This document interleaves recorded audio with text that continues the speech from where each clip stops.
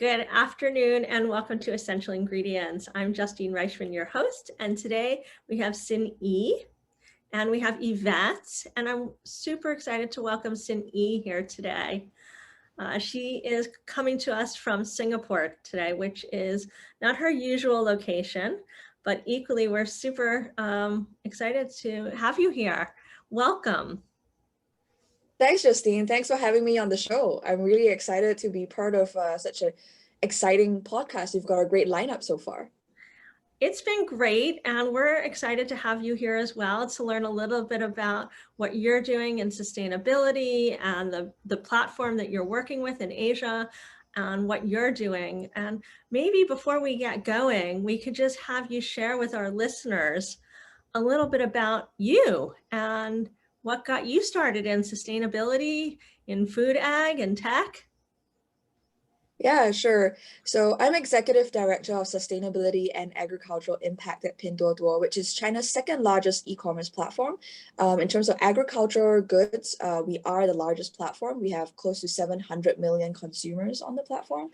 I would say Can I just ask you before you go on, for our listeners here in the US, just so they understand the gravity of this platform, can you give them an example of what this would compare to here in the US? All right, I'll try. So just so they understand, and so maybe, it's tangible for them. So maybe if I put some numbers around it, yeah. So where should I go? Okay, so I'm Executive Director of Sustainability and Agricultural Impact at Pinduoduo, which is China's second largest e-commerce platform. So we have close to 700 million consumers on our platform who today buy anything from t-shirts to fridges to agricultural goods. And we are the largest platform for agricultural products. Last year, we had over $19 billion worth of agricultural goods transacted on our platform. So just think about, the magnitude of somebody like say Amazon, right? Amazon did about like $160 billion worth of sort of a third-party marketplace transactions last year. We're a third-party marketplace. So imagine if like 1/10 of that was just all agricultural products, right? So that's a lot of fresh produce, right, for everybody to do. And I think in China, especially, you got to do a price adjustment, right? So actually it works out to a lot of fresh produce on a sort of per kilogram basis per consumer. And I think we're quickly emerging as a go-to destination for fresh produce in China. We have a close association with being, good value, with being a fun and entertaining place to shop. And I would say my journey into sustainability and agri-food tech is somewhat accidental. It wasn't planned, certainly. So I grew up in Singapore. I'm Singaporean. I went to school overseas and worked in Singapore and New York before I moved to Shanghai to join Pinduoduo. And my previous role was actually more related to investments. So I covered the technology companies like Facebook and Amazon, for instance. And I think, when I joined Pinduoduo, I didn't have a very strong idea that like I was joining a platform that was actually, an agricultural powerhouse, right? I just thought like, oh, okay, it's an e-commerce company, Chinese internet. Okay, sounds pretty sexy. Here I go. And then I realized like, hey, actually, buying agricultural produce online is a thing, right? In all my years living in New York, that certainly didn't seem like a very intuitive thing for me. Thinking about, buying something directly from the farmer meant, okay, if it's Saturday, I go to Union Square and, I pick up whatever is available there. But in China, actually, all you have to do is just pick up your phone, right? And anything that you browse on the platform, it can be delivered to you, at just a few taps on your phone. And so you could be getting passion fruit from the southwestern part of the country. If you've never tried passion fruit before, or maybe it was too expensive in your market, you could actually try something like that for the first time, right? And so there's that convenience, but there's also the breadth of selection, which is really what we're about. And I think for us, we're thinking about agriculture as, it's something that touches everybody. Everybody's got to eat. So how do we make it more efficient, or how do we raise the productivity of the farmers there? And then at the same time, what are some of the sustainability related issues in agriculture that perhaps, Chinese farmers or the Chinese farming industry has yet to address. So that's kind of how I got started. Wow. Well, first of all, that seems very advanced, right? I mean, to be able to get to your farmers through the cell phone. I also used to go to the farmers market at Union Square because I lived in the 20s, which is just Um, stone's throw from Union Square, right? But I didn't get the sense that I was meeting the farmers when I would go there. I mean, I got a little bit of a sense of it. It wasn't until I moved to California where I really got the sense of all the different farmers and really understanding where it came from and the stories behind it and the soil and how they nourished the soil and what they did to it, where I got a sense of the story behind each one and that it was so plentiful and that there was an abundance around it, because obviously we can get a whole lot more in California than we can on the East Coast. But to hear that I could now go on my cell phone at the tap of my finger, order so many things, creates such an opportunity, both for the farmers as well as for the individuals. And so with the population being projected to grow almost 10 billion by mid-century, right? I gotta ask, right? How are we gonna feed this population without the negative impact on the environment? Is this the answer? I hope that we can be part of the answer. I think one thing that we've really felt very strongly about is that, for the future of farming, you really have to just look at the nature of farming today and just think about, if this is a job description I'm putting out, is this going to be a job that's going to attract, young, talented, bright people in their 20s and 30s? Right? Because if you look at the farming population, whether it's in the US or in China, or more, obviously in places like, say, Japan, right? It's aging quite rapidly, right? And so oftentimes these are farmers who, perhaps are just thinking like, I've only got maybe 10, 20 more years just running this farm. I don't really want to risk, a single harvest, right? Trying out a new technology, trying out a new technique. So I'm just going to keep doing things the old way. It's predictable, it's safe, it's downside protected to them. But then on sort of a planetary consideration, right, we know that we don't really have the luxury of just letting things run as they are for the next 10 to 20 years. We need to start making changes in farming today. Right. So that's also why for our platform, we focused on also nurturing what we call new farmers. So these are younger people who have had some education, had some exposure in the big cities, and they want to go home and be entrepreneurs. Right. So how do we give them the skills so that they feel that this is a viable career?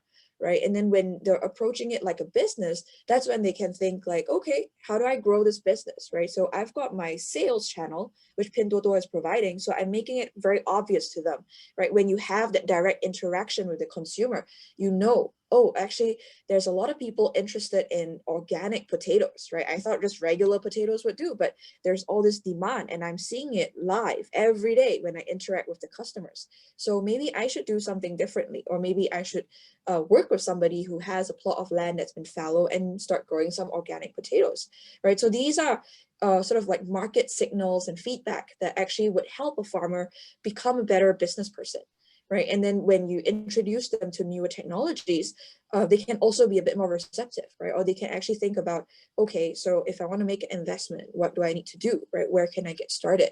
And so we're in the early phases of building that out. We're trying to start with the human capital development. So we've had 100,000 new farmers nurtured since we were founded as a company 5 years ago, and we're targeting to nurture another 100,000. And Wow. I think longer term, when agriculture becomes seen as like an interesting, viable job that people want to be involved in, I think that's when we'll start to have something, right, on raising farmer productivity, on helping to feed people with the things that they want to eat, and perhaps introducing them to the things that they should be eating as well. So you're having such a positive impact on the world, and it was an accident that you got into some of this. So what was your passion around? Like, was your passion about helping people in the world? Was it about having an impact in the world? Was it a business decision? Where did your desire to do this come from? Sure. So, I mean, personally, for me, I've always been very interested in just ways in which I can help people and help the broader community around me. So actually, when I was living in New York, I used to just volunteer with New York Cares like every I weekend, did right? too. So I've actually, thanks to New York Cares, I've been to all 5 boroughs of New York, even Staten Island, right? So I think it's a wonderful feeling just to be able to give back to the community, and you learn so many things along the way, right? And I think most of my like kitchen, like chopping, like prepping experience, like that came from New York Cares, right? In the years that I was there. And so there's so much you can learn from people around you. And I think when I joined Pinduoduo, I wasn't like thinking like, okay, I'm gonna get started in like agri. I think, as a Singaporean, so we're a small island country of like 5 million people, and 90% of the food that we consume is imported. Right. So growing up, we always had the security of food, right? It's just like living in a fairly comfortable city. You don't think too hard about like, hey, how was this, cabbage grown, or where is it from? You just know like, okay, somebody checked it, it's safe to eat, and that's it. And Singaporeans love food. So the culture here is very much, you're having breakfast, but you're already planning like, what am I gonna have for lunch? And It then what am I gonna do it for dinner? sounds like a New Yorker, Yeah, honestly. yeah. I So mean, I'm that's why I eating feel breakfast and I'm planning what I'm eating for lunch already before I've even finished breakfast. And then while I'm exactly. eating lunch, I'm thinking about, well, what am I going to have for dinner? It's a cultural thing, I think. Yeah, yeah, totally.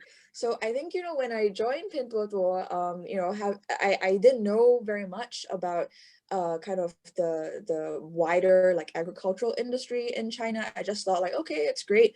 You're helping merchants, right? Whether they're selling manufactured goods or agricultural products, but you're helping them sell directly to consumers. You're cutting out the middlemen, right? So you're making things more efficient, and that's why the farmer can make more money and the consumer can save money. So, okay, that's a fantastic win-win.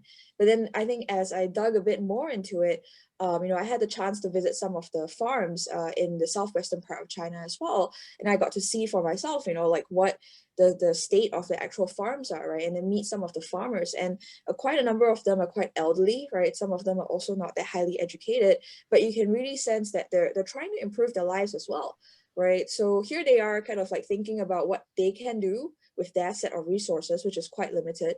But we as a technology company, we have so much insight, we have so much data, right? That I think even a traditional retailer wouldn't really have at their fingertips, right? If you think about the sort of offline distribution space, like, the bodegas in New York, or if you just go to like a big supermarket chain, they've got some pieces of it, but the information's not exactly being fed upstream, right? Or maybe it just influences their procurement. They're like, okay, I see a lot of people buying zucchini, I'm gonna, get more zucchini, but the zucchini farmer doesn't necessarily, feel that or have the input. So if we can change things and we can make it such that, on the individual farmer basis, they're motivated to run the whole business more efficiently, right? And then we give them the tools, we work with other people in the ecosystem, then, we could potentially change things quite meaningfully. So I think that's really what excited me, right? Because everybody's got to eat. So this is not just, what I as a single person can do to like feed, hungry New Yorkers. It's potentially what a platform can do to help better feed a whole country of over 1 billion people. And to that end, I'd love to know, when you're working with, do you work directly with the farmers ever? Do you get to connect with these farmers? Do you get to hear any of their stories about the impact that they have by using your platform? Can you share Yeah, a story with us?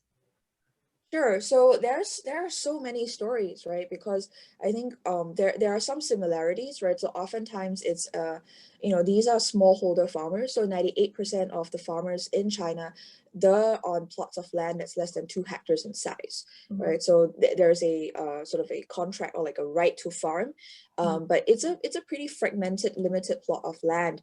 And I think there's been lots of examples that I've encountered whereby the farmer was saying it was like there's a South American root vegetable called yacon, which we have on our platform. It's marketed marketed as a health food because it has like a low glycemic index, so you can actually fill up on it, and doesn't give you like a sugar high like say eating a bucket of fries would. But that's something that was a crop that a lot of farmers grew in the southwestern part of China when they saw demand for it, and so everybody piled into it. Understandably, there wasn't enough demand, and so the oversupply just suppressed the prices, and then the farmers were kind of stuck because they're like, well, I've spent all this effort, I've grown this crop, and now it's just not as profitable as what I thought. And so when we have teams in China that sort of keep their ears and eyes on the ground, and so they kind of picked up like there was this pocket of like oversupply in this province, and so basically we reached out to the farmers and we helped them bring the products online, right, where they could sell to a much wider market, because previously it was just to a limited market in that region. Other people in the rest of the country didn't really know about this product, right? And then our marketing guys also got to work, and we looked at some of the data on the platform. We knew that there were pockets of individuals who were interested in healthy food, right? And these are people who also tend to like, we have character traits of the different users, so we can see they're more adventurous or they like to buy new or novel items. We can also see people who have big influence on the rest of the community, right? So we have a team purchase function on the platform. So if I buy something, maybe I pay like say $20, but if I buy with a friend, like say I know, okay, Justine's also in the market for some fresh fruit, and I might send you an invite, and then you tag along, we might both be paying 15, right? So it's a win-win. But that means that the farmer gets to have 2 orders come in a short period of time, instead of just, okay, I've got 1 order, what next, right? And agricultural products, they're like a ticking time bomb, right? There's a shelf life. So in that sense, getting a lot of orders for the farmers in a short time was super important. And that's what we managed to do for them, for that product, such that now it is actually widely known throughout the whole country, right? People in Beijing, in Shanghai, they actually know of it as a healthy food. And so that really helped to reverse the fortunes of the farmers, because now there's a more stable demand for all the supply that they're bringing onto market. So here's a question for you. Why do you think that we haven't had something like this in the US? Because farmers markets are so popular. People are more and more wanting to buy direct from the farmers. Why do you think nobody's built this here? So I can think of a few reasons, sort of as a contrast to how it's taken off in China. So I think one is that actually for farming in the US, it does tend to be a lot more industrialized, right? It's really more like a business compared to in China. So a lot of the farms in the US, they might be owned by like a chain, right? So it's like XX family farms, but it really stopped being a family farm, right? It's a of tomato farms all across, like, I don't know, New Jersey or wherever, and they supply to all the major supermarkets, right? And then so you've got pockets of sort of the true independent farms, and they're trying to find their own ways to market, right? And sometimes for them, they might just choose to go to B, right? So they fly it to the restaurants where, the organic tomatoes or heirloom tomatoes maybe can fetch a higher price. And so for them, they might prefer to like, okay, go straight to business. They take a bigger volume, and it's less, of a hassle for me to try and, sell like, individual like 2 packs to consumers. So I think sort of the business structure has influenced how farmers think about it.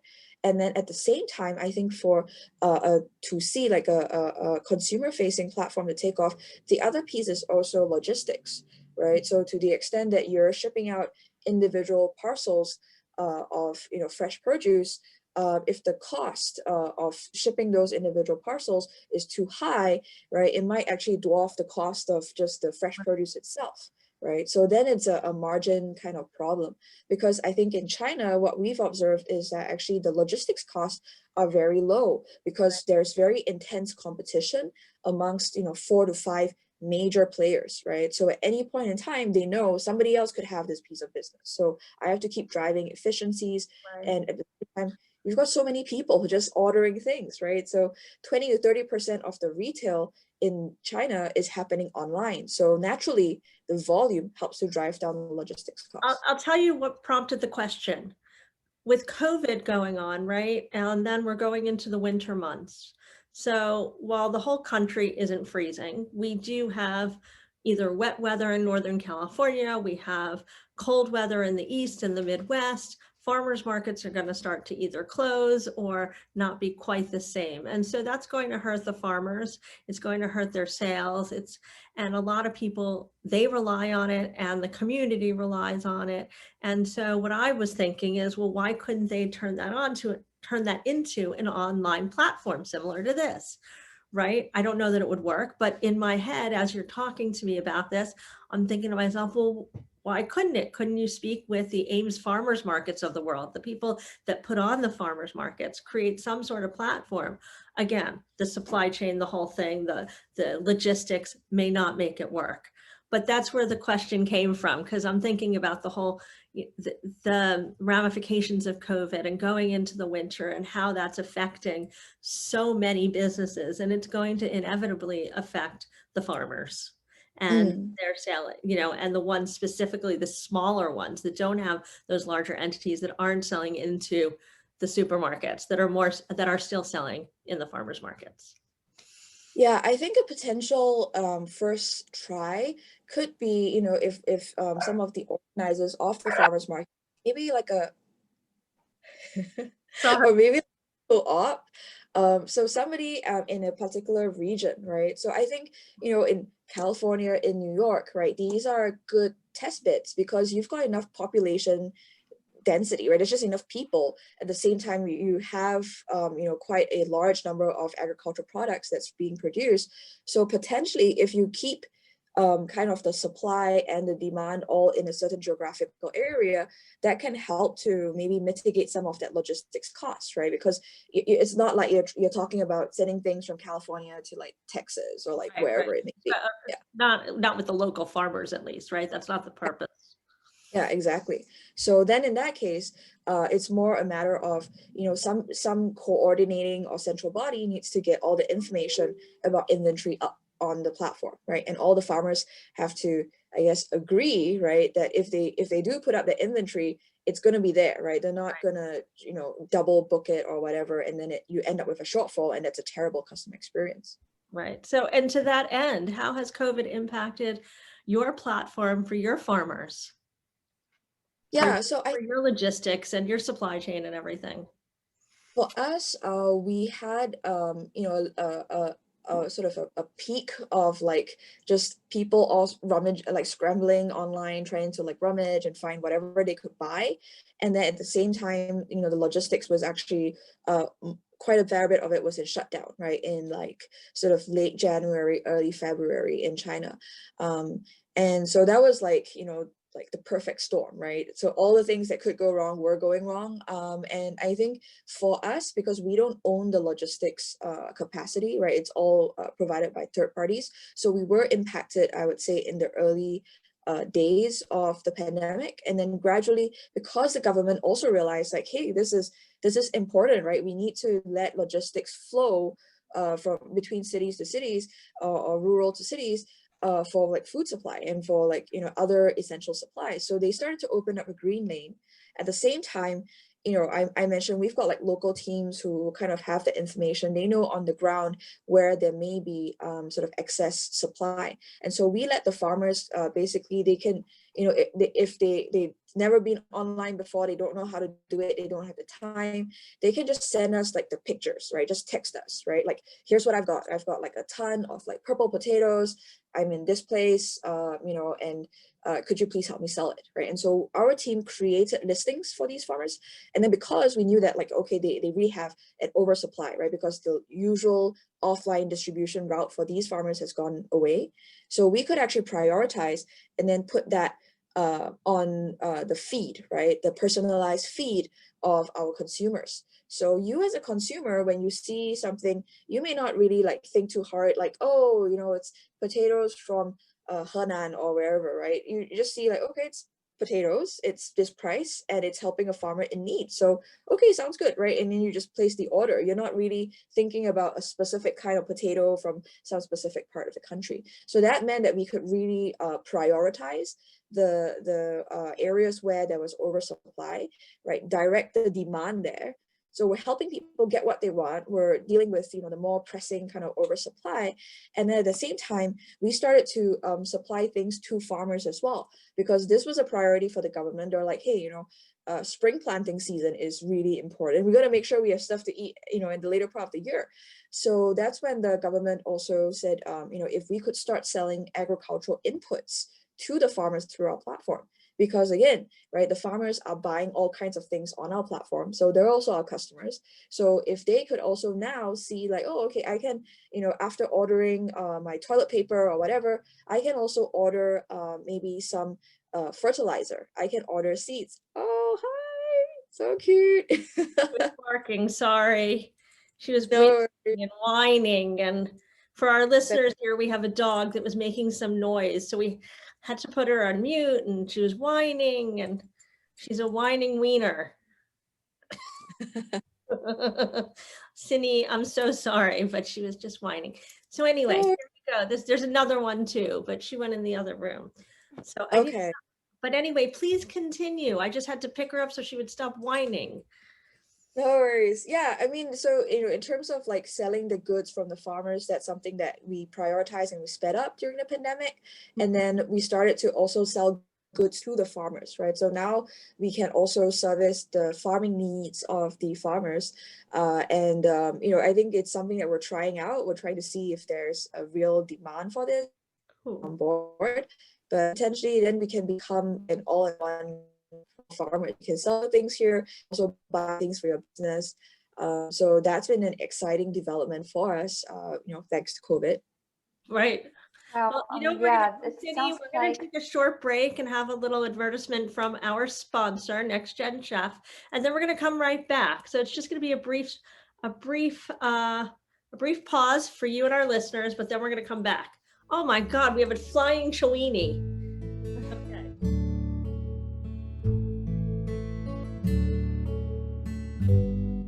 I want to thank today's sponsor, Next Gen Chef. Next Gen Chef feeds members with the knowledge and tools that they need to create concepts with purpose and succeed. If you're listening today, they are offering a 1-year subscription for any new founder that wants to participate at a special discounted rate. For more information, email team@nextgenchef.com. If you're interested in becoming a member or just a part of the community, email NextGenChef at team@nextgenchef.com. You can also follow them on Instagram at NextGenChef, as well as on LinkedIn and on Facebook. Thank you again, NextGen Chef, for making this podcast possible. Together, we can change the future of food. So we are back with Xinyi and Yvette. Welcome back to our listeners. Okay, so in the second half of our podcast today, we want to just talk about some of the exciting things that you've, you know what? I'm sorry, I lost my train of thought. So we're going to edit that out. No problem. All righty. In any case, so welcome back to our listeners. Welcome back, Xinyi. Welcome back, Yvette. I want to just include Yvette in the second half of this podcast. I know she's got a bunch of questions for you, Xinyi. She's very eager to pick and just pick apart some of the things that you're doing just because she's interested. And I want to just let her lead with a couple of questions right now. Yvette, you want to just shoot? I know you have a couple of questions that you want to. Is she frozen? Sure. Hi. Oh, sorry, I wasn't sure if she was frozen. Sorry, she wasn't moving. So for our listeners, we're also doing this. We're also filming this. So for a moment, it looked like she was frozen, and I apologize. So Yvette. So it is very clear that Pinduoduo is focused on driving up the efficiency of the food system to feed a lot of people. And we are all focused on that because the world population is only growing and the demand for food is growing. But so we need to come up with a way to feed the population. And one of the very hotly discussed topic is that the efficiency caloric efficiency from feeding animal with plants and then feeding humans with animal meat is inherently very inefficient. So for example, you feed 1 calorie to the chicken, 13 calorie to the chicken, and chicken becomes 1 calorie. And the math just doesn't work that way. You have spoken a lot about the agriculture initiatives to support the pipeline of young, talented farmers in China. That is definitely one part of the solution. And in terms of the kind of verticals those farmers are in, are they mostly produce? Are they also in the lane of animals? Has Pinduoduo or yourself considered this topic of what kind of food feeds the population more efficiently? Sure. So in terms of the agricultural products that we primarily deal with, I would say that for like fruit, right, things like apples, oranges, those would actually tend to be a bit more common. I think because one, it's not very high value, right? It's not super exotic, but it's also quite hardy. So when you're transporting it from, like the southern part of the country to the northern part of the country, it's just in a cardboard box, right? And so that will still arrive in like fairly good condition. I think for things like fish and meat, the Chinese consumer is used to buying those like in person at like a wet market. They can like press the meat or like the fish and really pick the piece that they want. So I think that's been a bit slower to move online. But because of COVID, people have started to just try doing that online. And so that usually is handled with like cold chain logistics, right? So it still gets to them fresh and in good condition. And I think one thing that we're thinking about in terms of kind of the things that people are eating is we do know that as a platform, we can exert a certain amount of influence, right? So in terms of the products, we want to make sure that like people, if they're really, looking for like steak because they're having a steak party or like whatever, they can find it on the platform. So we want to have that choice. But at the same time, we're also thinking about ways in which we can do our part, right, to maybe educate the consumer. So on our app, we're quite known for like having like fun games and things. So there's a little like game that's basically, it counts your steps and basically converts that into like coins, which can be redeemed for like some credit on the platform. So basically incentivizing people to like, exercise, move around. We started it earlier this year because of COVID. And then there's like a little section that's like a health quiz, right? So today the health quiz is, it's a mix of like, there's a statement and then true or false, right? So helping to debunk some like fake news, because sometimes, in a pandemic, there's a lot of that circulating, right? People are like, oh, if you do this and put it in your nose, like that will kill COVID, right? So no, fake news, right? So you gotta like tell people that. But then down the line, potentially, I think the quiz or whatever, it can extend into nutrition, right? Because people are buying fresh produce on the platform. So why don't we also tell them a little bit more, right? Do you know, the benefits of consuming more plants in your diet, for instance? So those are ways in which we could have like a gentle kind of like nudge or like education of the consumer. I'm also working with a few sort of like up and coming food tech brands to bring their product onto the platform. So I think in the recent months, we've also seen kind of a pickup in popularity of some of the newer sort of like consumer products in China. So things focusing on, say, functional health. Right, so that's something that people are interested in. We've got some startups that are selling plant-based meats on the product on the platform. So Local also Chinese, not imported. We know Beyond is in China. yeah, so Yeah. there's like Starfield, there's like Omnipork, so I guess sort of the greater China region. And I think Beyond has announced that they will start up a big factory or manufacturing plant in China next year. So I think Right. we'll start to see some of the local supply of like the international sort of plant-based meat players come in. So I think we're certainly looking at ways in which we can surface products that consumers want to them, right? Because at the end of the day, we're just trying to make sure that people can find what they want, what they need on the platform, and then we're also thinking about how can we give them useful or relevant information, right? They can also help improve their lives. Yeah, there is a big important role of consumer education that a platform, a power engine like Pinduoduo can play, and it's very powerful. Not only do we want to feed the people, we want them to eat right. Like at Next Gen Chef, we like to say eating right is a human right. Yeah, I think definitely for like the consumers, especially the younger ones, we do see a wider trend of, people want to be more informed about their food as well, right? Not just in terms of like the food quality or the food safety, but they're also pretty interested in, say like the geographical indications or the background behind like the agricultural products, right? So far we've seen that for like fresh fruit, for instance. We've seen, some focus on Right. food with health benefits, right? So, functional drinks, for instance, things that could be better for your body. So I think down the line, certainly for like plant-based meats, right? We've had some pretty big launches in China this year.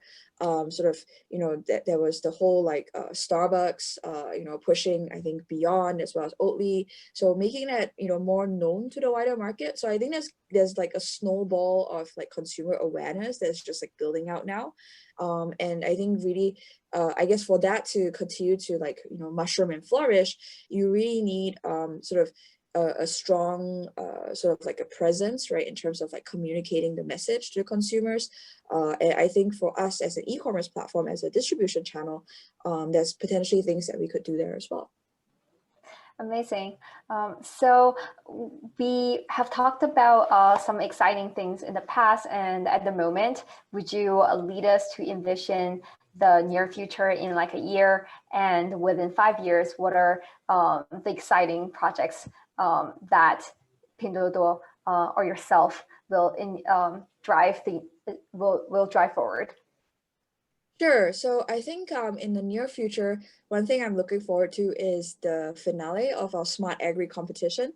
So this is the first time that we've organized a Smart Agri competition. And basically, the whole premise is that we are trying to bridge the gap between technologists and traditionalists in farming. Because, for a lot of the farmers, they may know of some technology advancements, but it's very remote, right? It seems like, oh, it's not for me, or like, oh, I don't know how much that would cost, and is it really going to be worth it, right? So there's a bit of skepticism around it. So we figured like actually one way to sort of like bridge that gap is, through our competition, if we can actually crystallize everything down to dollars and cents, right? So the competition is basically we have 4 teams of technologists as well as 4 teams of traditional farmers. They're all competing to grow strawberries in a greenhouse in Yunnan, right? So, it's a smart greenhouse. We've got the 4 technology teams that are doing it entirely remotely. So, they've got sensors, they can send commands, they can build algorithms that basically would be constantly adjusting, the amount of light that is coming into the greenhouse, the humidity, the temperature, etc. And then in an adjacent greenhouse, we've got the traditionalists, right, who are, 4 horticultural background teams. They grow like very premium, like dandong caomei, right, dandong strawberries or whatever. So, all the fancy breeds, like they know that very well, but it is also a very delicate product. So you need a lot of human labor.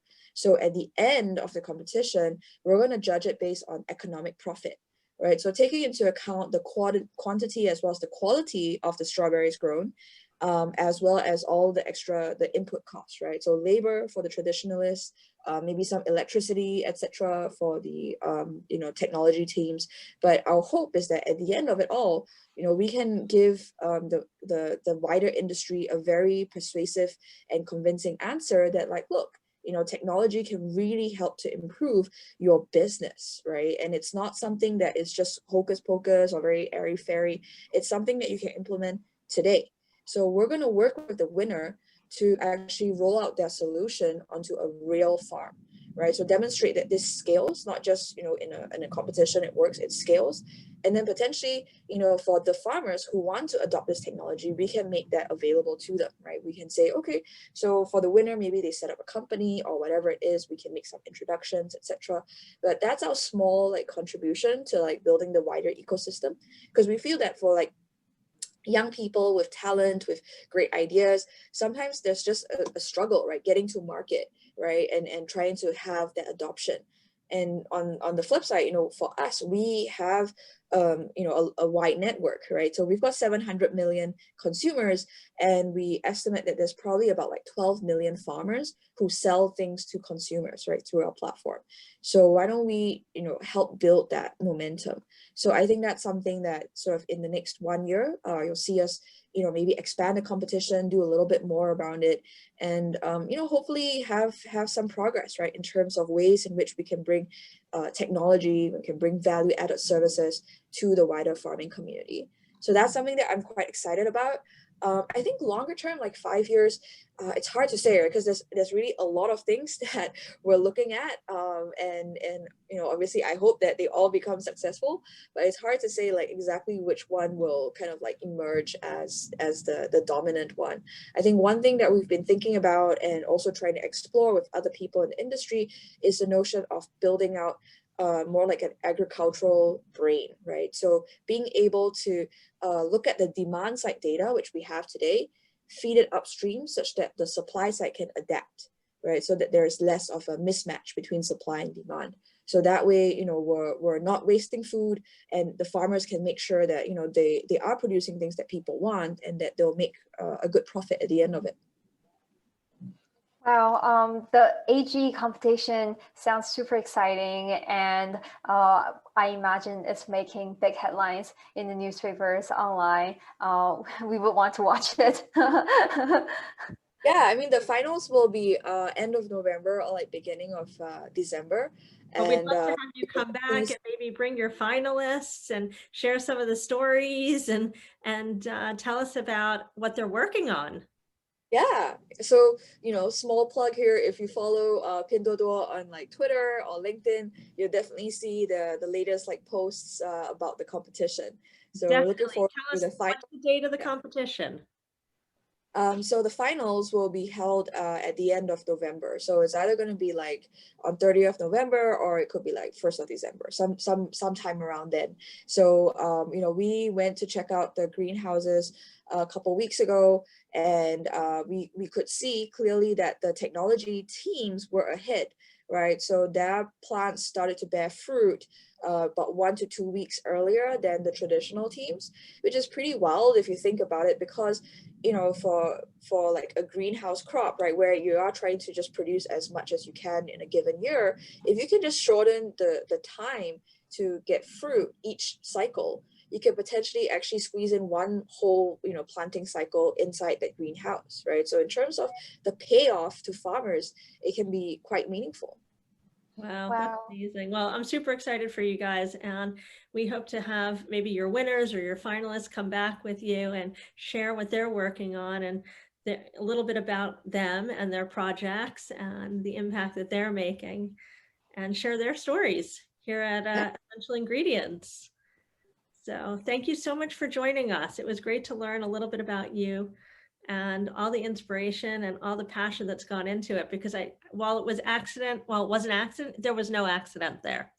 It sounds like you come from a strong line of passion and giving back and having an impact and wanting to make a difference in the world, because everything that you're doing, while it's all about making a difference in the world in every way, shape, or form, even from New York Cares to back in Singapore. So I think it's rooted in there deep. Right. So it's remarkable, and it's really inspirational and aspirational. So it's exciting to hear, and it's really, I would say, even for me here in the US, it's inspiring to hear, and it gives me inspiration to want to go out and see what I could do with the farmers here and how I can support them in these times to be able to make sure that they can have a sustainable business, with COVID and everything going on. So I really appreciate your time and you joining us here. You never know. I mean, that could be the future, right? So you've got to start somewhere. Yeah. Yeah, and this is, here, that's why we're here at Essential Ingredients. That's why we're having this conversation, so that on a global level, people can get inspiration from each other, for each other, and share ideas so that we can change the future of food. Yeah, totally. Thank you so much for joining us. And I want to thank our listeners for tuning in. And if you like what you hear, leave a leave a review. If you like essential ingredients, subscribe, download the podcast, and follow us. We are here every week, and we have great guests and great conversations, and I'm so appreciative for everyone who joins us. Thank you, Yvette, for participating as well. It's always a good and interesting conversation, and I leave this conversation feeling inspired and without words. Well, thank you, Justine and Yvette. It was a pleasure to chat with both of you.